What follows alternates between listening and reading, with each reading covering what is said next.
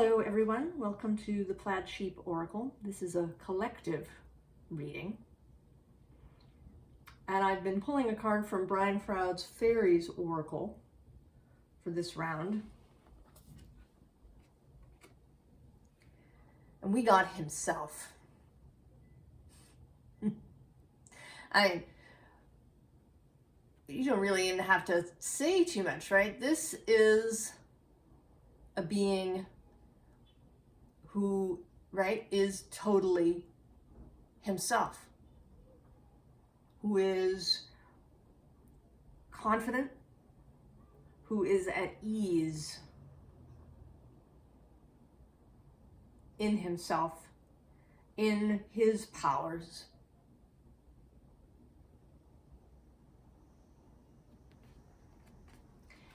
And it does seem like the culmination of the readings, actually even beyond this round, a call to be ourselves, beyond whatever boxes and labels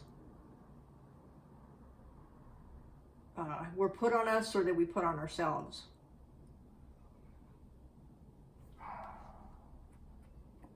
So we begin with this Ten of Pentacles, and this is the Surrealist Tarot deck. It's new for me. I've really been enjoying it. Many of the meanings are, diverge from the traditional sort of Rider Waite Smith deck. And this Ten of Pentacles, right, it doesn't look, the Pentacles is normally seen as a really happy card, right? A card of fulfillment, right? You got everything you wanted. You have resources, you have a home, you have a family, you got the whole shebang. But here, this is it's a dark card. Right? All of this chessboard imagery speaks to perhaps being caught up in something, being caught up in the game.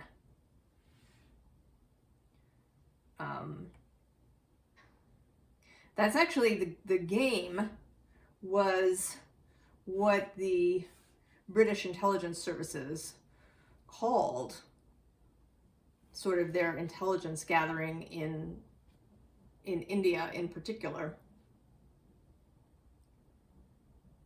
And Rudyard Kipling's book, Kim, deals with the game.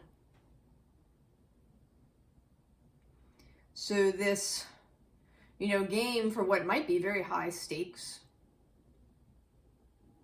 but following other people's rules, right? Not our own rules, right? This figure is caught up in other people's rules, in a kind of, a construction that has nothing to do with, how perhaps human life could really be lived.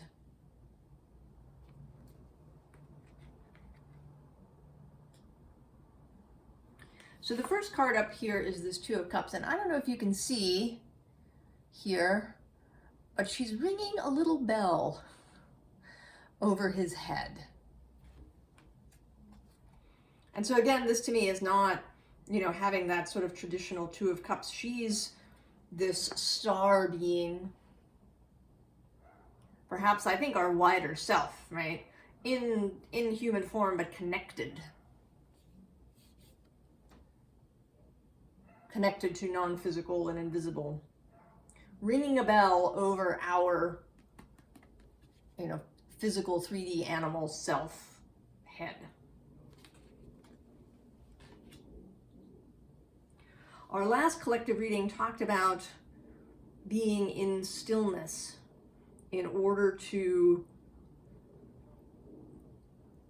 sort of get ready for what is coming next, to finish up old business, to practice new skills. that we've been developing, that perhaps we've really been developing in the last 3 years as, you know, so many things were, you know, either turned upside down or placed under tight restriction, were lost. Maybe we've seen things that we hadn't expected to see.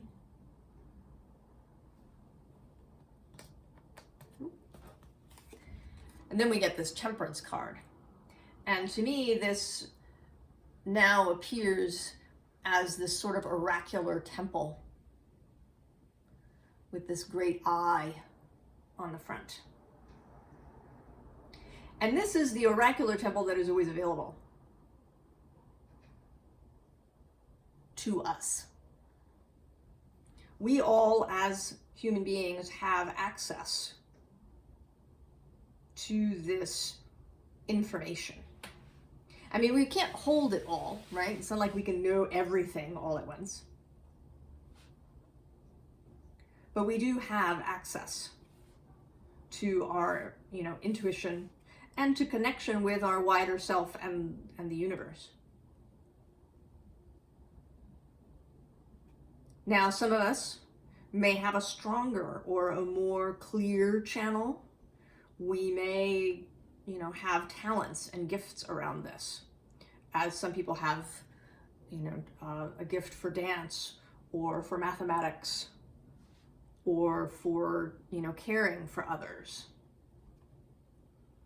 Right? We're not all the same, and we don't have to be. It is not necessary for you to be able to see, you know, the future of humanity or, you know, everything about your friends and family. But this internal intuition,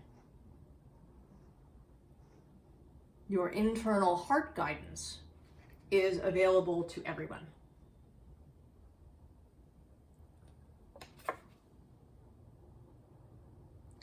And next there's this Queen of Pentacles.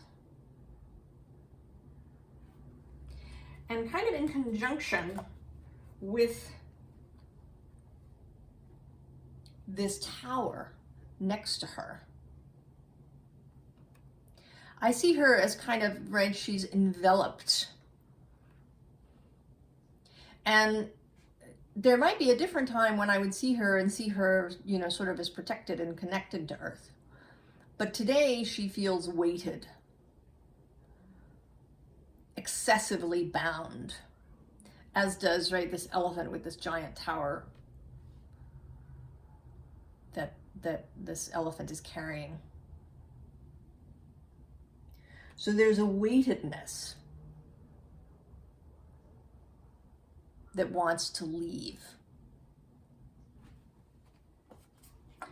If you watch Russell at Rustling Around, it's a YouTube channel, he talks about how we have entered an air epoch, right? There was the Jupiter-Saturn conjunction in Aquarius. And, right, that hasn't happened in air in a very long time. We've been in this very earthy, earthbound space. And Earth, right, has, you know, a loveliness, right? The lushness of Earth, the fecundity of Earth, the stability of Earth. But when you have too much, right, then it can become a weight, right? It feels like the weight of civilization.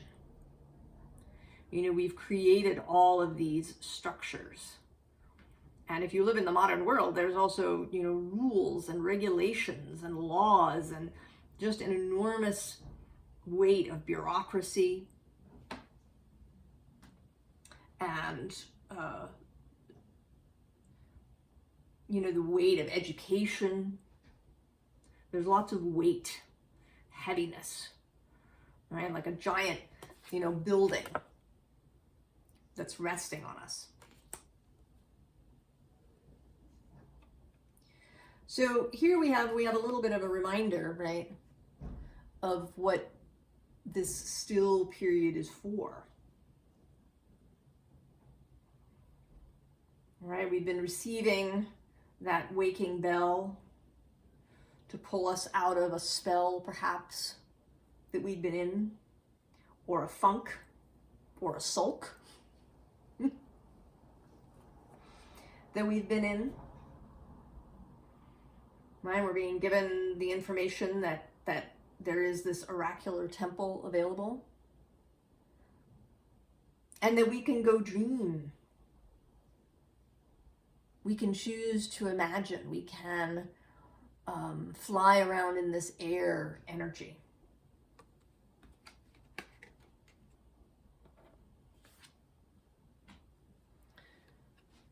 Right, that we can come into balance and communication with our bodies.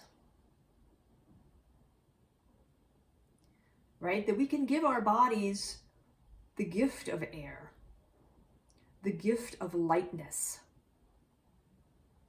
the gift of mutability.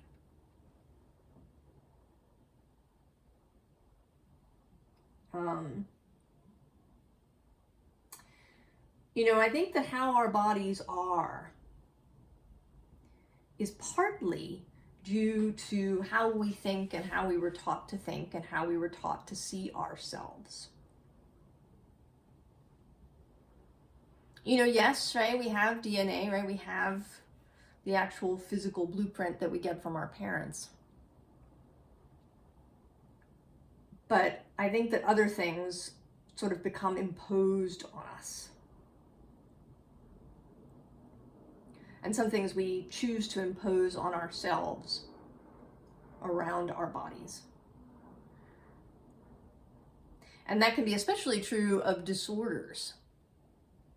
And I don't say this in any way to create blame, to say it is your fault that you have X, Y, or Z condition or pain in your body.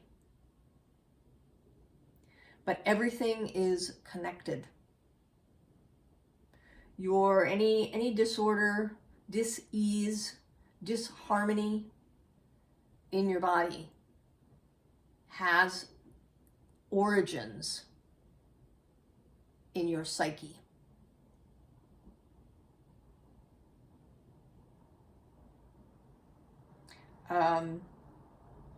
You know, there's a woman named Ellen Langer, and she did a bunch of sort of psychological, sociological experiments around the mind and the body and, you know, what is actually true and how mutable our body condition actually is and how it is affected by our thoughts and our beliefs. And one of the things she talks about in her book, Mindfulness, is how people who, when they were little, knew elders who were very hale and healthy and hearty, will generally themselves be that way when they reach elderhood. Whereas people who had examples of elders who were very ill and infirm and, you know, with you know, that maybe had a lot of illnesses or needed a lot of help to get around, that those people tend then to have an old age that's more like that. We create this expectation in our mind of what elderhood looks like. And then your body meets that expectation. So what sort of thoughts are you giving your body? Can you give your body the gift of lightness and ease and joy?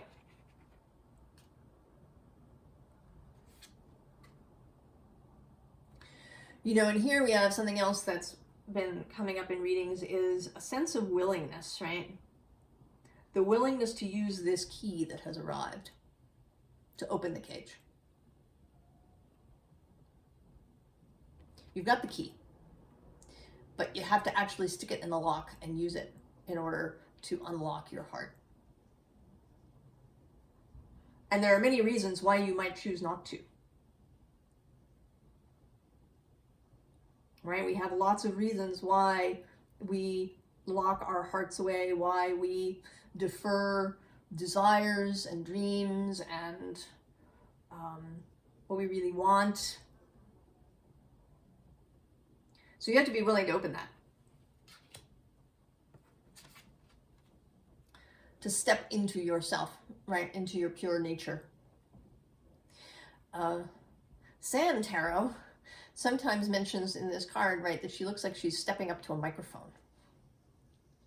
So that's, right, and this, I don't always see it that way, but this time I do see it that way, right, that she's stepping up to the microphone. She is willing, not only is she willing to stand in her pure nature, she's willing to go public,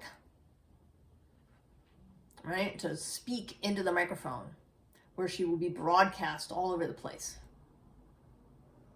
as her pure nature. And this is a process. This pressure card, which, right, you're passing through this veil into a new space. And I kind of see it as just, right, when you pass through it, it takes off, removes anything that is no longer needed or desired. Right? There will be things that will go away. If you watch Abraham Hicks et al., they will talk about how when your vibration changes, sometimes people leave, right? Because you simply become, right, the two of you become incompatible.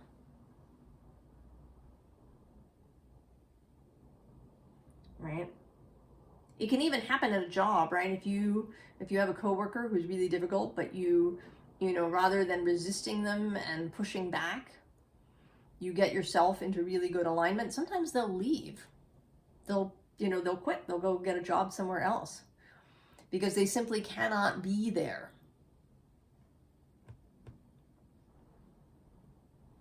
So when we pass through this veil, this portal, this timeline shift, this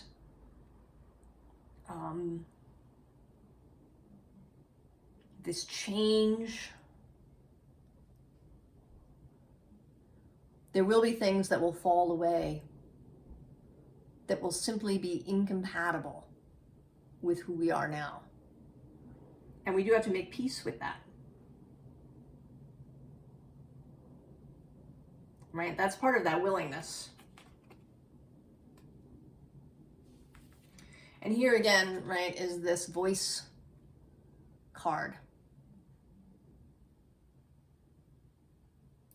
And actually all three of these cards here are sort of about willingness. One, the willingness to speak, to express. Actually might be better, because it might not actually be speech. It might be writing, it might be artwork, it might be simply how you interact with people on a daily basis. That maybe you are simply no longer willing to other people. You are no longer willing to divide people up into camps. You're no longer willing to judge someone as irredeemable or awful, right? Because when you step into your pure nature, one of the things that you have to understand is that other people are being asked to do this too.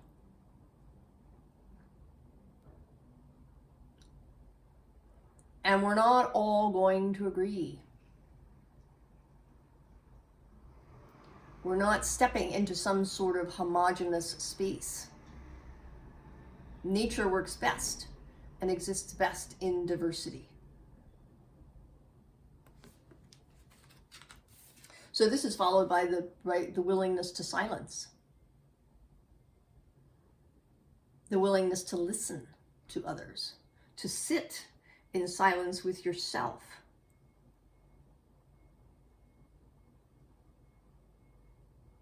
To be silent under certain circumstances, when that's what feels right to do.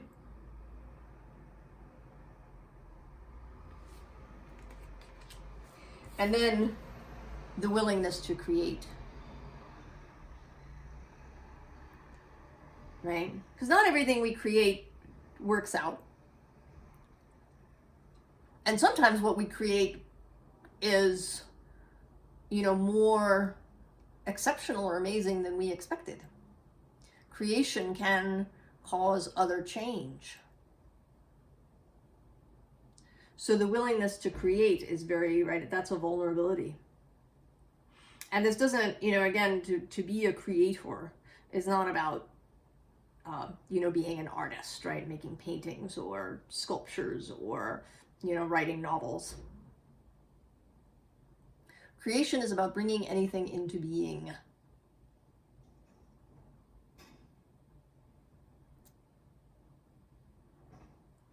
Right? Creating a life, creating a family, creating how you raise that family, creating friendships, as well as creating objects and companies and inventions.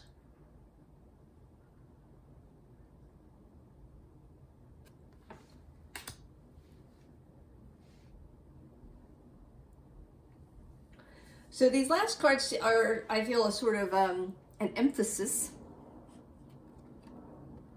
We have this Knight of Wands, who is pure expectation, right? He's not actually moving fast the way the Knight of Wands is often depicted.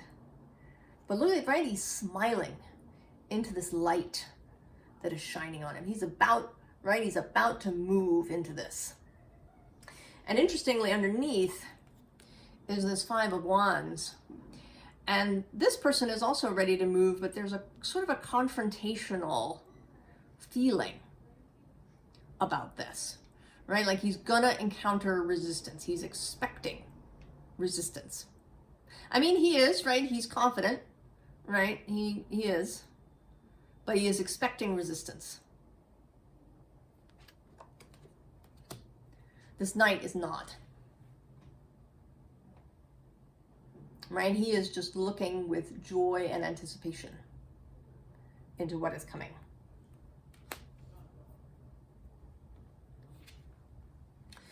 And then we have this Knight of Swords, who I feel like is a message that is about to be spoken. Right? She's just met up with you and she's about to say something. And when she says this thing, you're going to have a choice. You can stick where you are in this Eight of Swords, analysis paralysis, bound up in your own mind energy, or you can get in the chariot and go.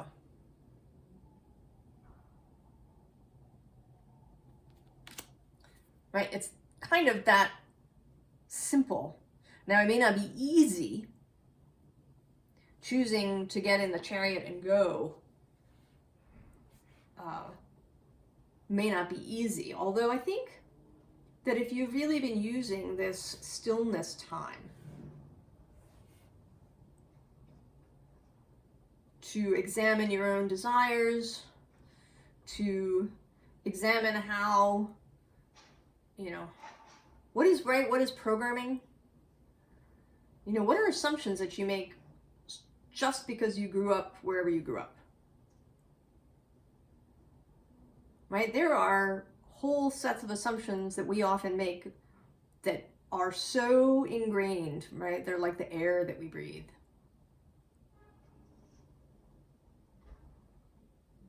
And we can examine all of that stuff during this period.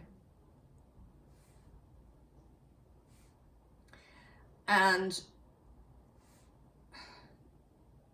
when we do that, when we spend the time to do that, when we look at things, it can make it easier, right, to go and get in the Chariot.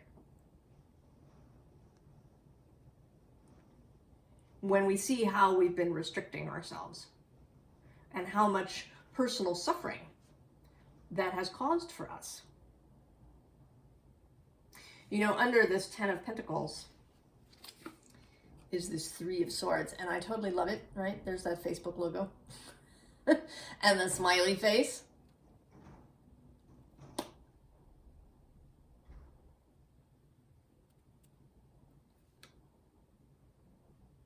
Right?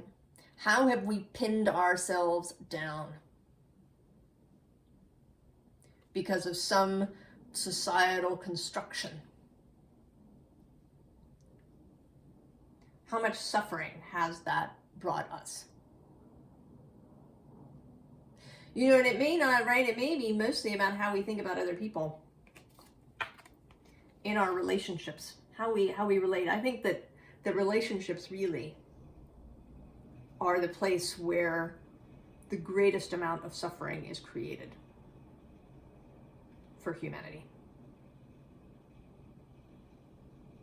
Certainly some of it, you know, centers around jobs and things, but a lot of it is right about expectations from our families and from our society, right? It's our relationship to each other and how we feel like we have to conform, that we have to fit in. And this is very different than true belonging. And it's something that I think we've struggled with as a species from the beginning, right? How to balance, you know, what our own individual feelings and heart desires and beliefs are with the group, right? How do we allow as a group for someone to be a real individual without feeling threatened by that? And this really, I think, is what the Aquarian age is about.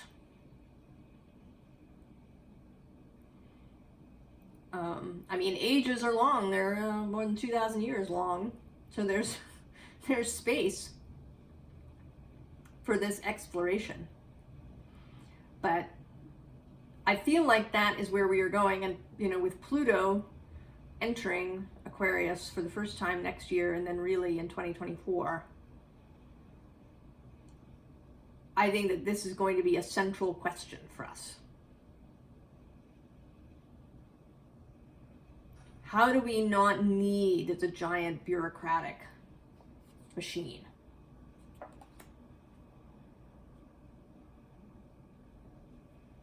In order for a community to exist and for everyone to be safe within it. Or not, well, and you know, safety is another thing, but I won't go down that rabbit hole. But I think that that's a big part of what this next sort of chapter, if we want to say, for humanity is going to be about. Is finding ways to live with each other without this constant fear of things that are different or that don't agree with us. So I did ask for advice, and it is, well, it's kind of amazing, and it's, of course. The answer is of course. Yes, of course.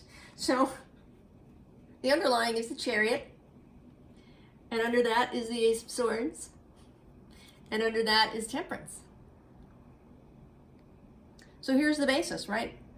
Getting going with a new set of ideas, but in balance with wisdom and discernment. Then we have the Wheel of Fortune, which is allowing the universe, the all that is, the invisible forces to do their part, right? To not try and over control. For them to bring in the new world. And when this arrives, to embrace it as the Fool.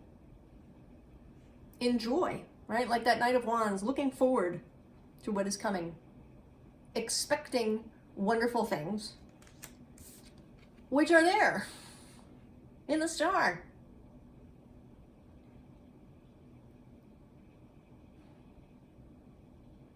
Right? The star comes after. I'm on up. Comes after the Tower in the deck. It is healing energy. It is traditionally associated with Aquarius. It is the star that exists in the Hermit's Lantern. It is your star.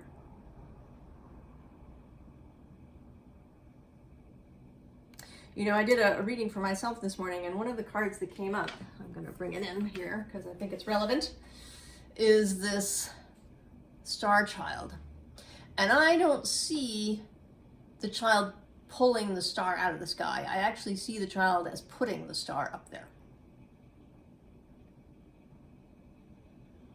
Right? Putting your guiding star into the firmament. Because it's yours. You don't have to base it on anybody else's thing, on anything that has come before. If you don't want to. It is your guiding star. And I do believe that if we were all to follow what our hearts really wanted, I think we could have a beautiful world without the necessity for the giant bureaucratic machine.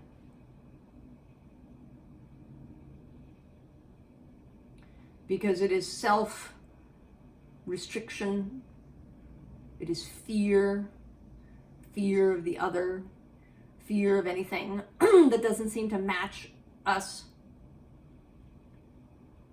that creates this need.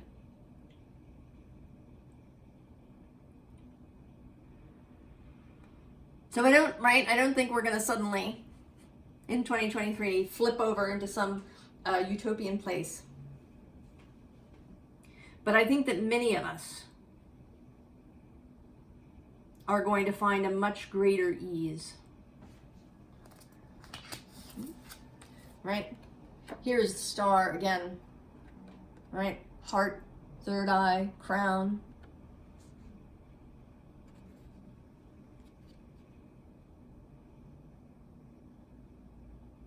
Right? Finding this ease, right, within ourselves.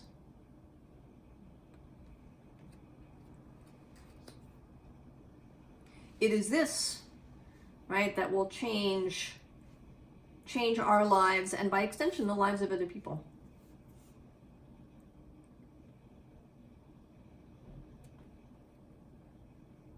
It is a process that we're going to have to go through in this Aquarian age. But I think that more and more of us are going to be finding our way to this heart-centered place.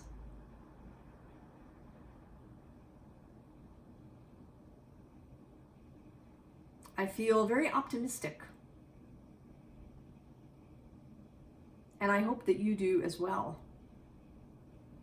I hope that you're willing to see, right, the sunlight shining, to see the light as something beautiful to head towards, to see ease and an open road ahead of you, with lots of wonderful adventures and way stations and amazing people ahead of you. So I'm probably going to do some 2023 readings, I think, maybe, for the signs in these next couple of weeks. And we'll see what the sort of individual messages are as we head forward. I wish everyone the very best, and I will see you next time. So long.